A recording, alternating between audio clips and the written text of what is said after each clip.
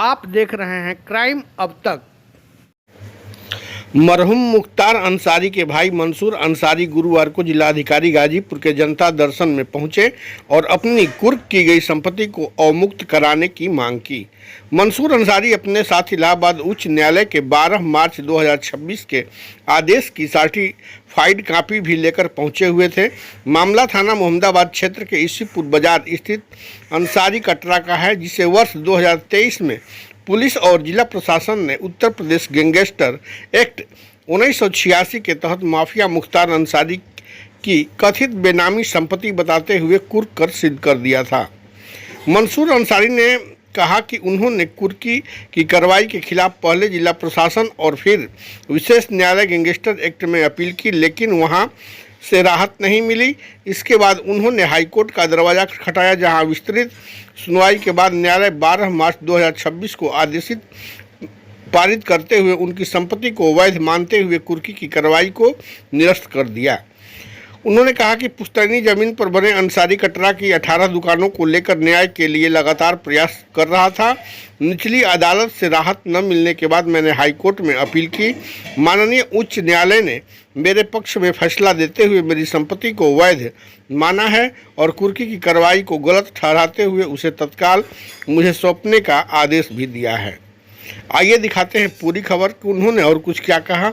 आप देखते रहिए क्राइम अब तक में। गाजीपुर से जय कुमार पांडे की रिपोर्ट। धन्यवाद। मैं मंसूर अंसारी यूसुफपुर से मैं आज डीएम साहब की आया था। वहाँ मेरी 6 मार्च 2023 को जो मेरी पुश्तैनी दुकानें हैं उसको यह कहते हुए सीज कर दिया गया था कि ये मुख्तार अंसारी के पैसे से बनी हुई दुकानें हैं और 3 साल से मैं मुकदमा लड़ रहा था। गाजीपुर से मुझे न्याय नहीं मिला। इसके बाद मैं अपील में हाई कोर्ट गया। हाई कोर्ट में मेरे सीनियर वकील उपेंद्र उपाध्याय जी ने मेरी तरफ से सारे तर्क रखे और माननीय उच्च न्यायालय के जज साहब ने सुनवाई किया। सुनवाई करने के बाद उन्होंने जिलाधिकारी को आदेश दिया है कि तत्काल मंसूर अंसारी की कुर्क की हुई जमीन को खोला जाए। सर्टिफाइड कॉपी आज अवेलेबल हुई तो उसके साथ मैं एप्लीकेशन लेकर डीएम साहब की आया था। डीएम साहब ने आश्वासन दिया है कि मैं ऑर्डर को पढ़ लेता हूं, उसके बाद आदेश करता हूं। मैंने उनको दे दिया है और हो सकता है आजकल में निर्णय लें। डीएम साहब से वार्ता हुई, क्या बताया सर? डीएम साहब को मैंने बता दिया कि माननीय उच्च न्यायालय ने आपके लिए आदेश किया डीएम साहब को कि तत्काल दुकान खोला जाए। उन्होंने कुछ कहा? डीएम साहब ने कहा कि ठीक है, इसको दे दीजिए, मैं पढ़ूंगा। डीएम साहब को अदालत में बैठना था, इसलिए वो मेरा पेपर ले लिया। उन्होंने हाई कोर्ट की सर्टिफाइड कॉपी ले लिया। मैंने जो एप्लीकेशन दिया था वो ले लिया। उन्होंने कहा कि इसको मैंने पढ़ लेता हूँ, पढ़ने के बाद निर्णय लेता हूँ। सर, इस तरह की कितनी संपत्ति अभी भी है? अभी मेरी संपत्ति गाजीपुर में ये मालगोदाम रोड पे 4 दुकानें हैं और सुजावलपुर में 4 दुकानें और फ्लैट है मेरा। जबकि मैंने ये जमीन 1991 में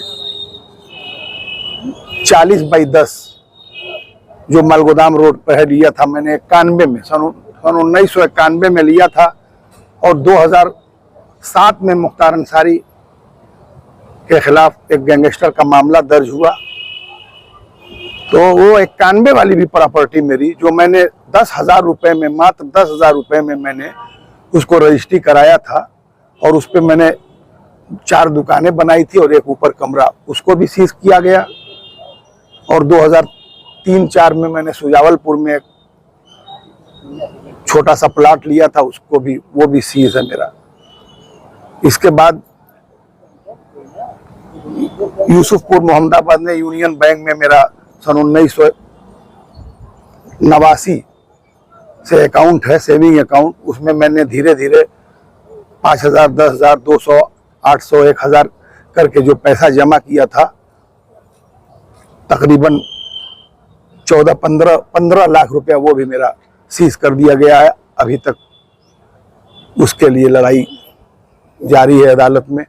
उसको ये कहकर कर दिया गया था कि स्वर्गीय मुख्तार अंसारी जो मेरे चचेरे भाई हैं, उनके साले आतिफ अंसारी का पैसा आपने अपने अकाउंट में जमा किया, लेकिन इसका कोई प्रूफ नहीं है। मेरे पिताजी doctor Mukhtar Ahmad Ansari inter college में हेड क्लर्क थे और हम लोग किसान भी हैं। खेती बाड़ी से जो भी पैसा बचता था खाने पीने के बाद मैं अपने बैंक अकाउंट में जमा कर देता था।